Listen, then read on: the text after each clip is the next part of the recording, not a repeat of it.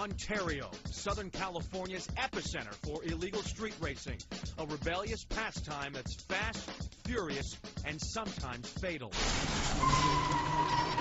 We can see the whole city where they're coming from. I mean, they have headlights on their car, and it's a line of cars. Known for its straight, two-lane industrial roads, Ontario has the perfect layout for drivers raring to go racing.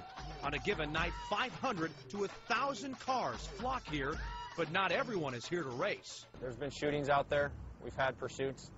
There's a lot of carjackings, people getting their cars stolen, violent crimes out there. These guys are racing, they go head on into each other. It's this lawless environment that pushed police to finally put the brakes on street racing.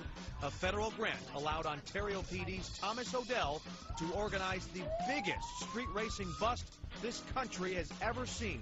You know, it was kind of the last straw. So what we did is we came in on both sides of the street where they were commonly racing out on Airport Drive, and we blocked them in. And amateur photographer Troy Case was in the middle of the bust, capturing it all on tape. Every single person was arrested for watching or for racing. It did not matter. You were there, you got booked, you went to jail. Nearly 200 people were arrested that night. 75 race cars were impounded, and everyone paid at least a $300 fine. Yeah, I was in the wrong place at the wrong time. I should listen to my mom. Now I got this and this. I knew it was a bad idea to come down here in the first place, but I mean, I didn't really think twice about it. County jail buses were brought in as handcuffed racers and spectators were taken to jail and booked one by one. Except one racer who tried to get away in his hot rod and failed miserably, embarrassing himself in the process. And he's like hyperventilating, just... Because, I mean, I've shot a lot of things. I'm like, man, is this guy going to have a heart attack? What's going on here? Well, the officer went up to him. He came back. He goes, you want to know what he's doing? He's shitting himself. The racing scene has died down since that night, but a few still linger in Ontario. KTLA News cameras were rolling when Ontario officers pulled over this Honda Civic with an Acura engine and a driver's seat on the right side. Well, did you buy the car this way, or did you have it converted? The car's owner is practically advertising his racing ties with this sign posted in the rear window. It means he's a senior driver, but as it turns out, the engine on this car is stolen. He's probably got about 12 grand into the car with the right-hand side conversion.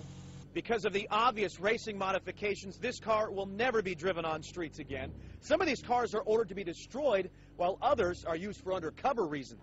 But even with undercover officers blending into the racing crowd, drivers ranging in age from 16 to 45 years old have no problem taking on the police. Some people like the adrenaline of actually the cops coming out and playing the cat and mouse game. They may say it's controlled.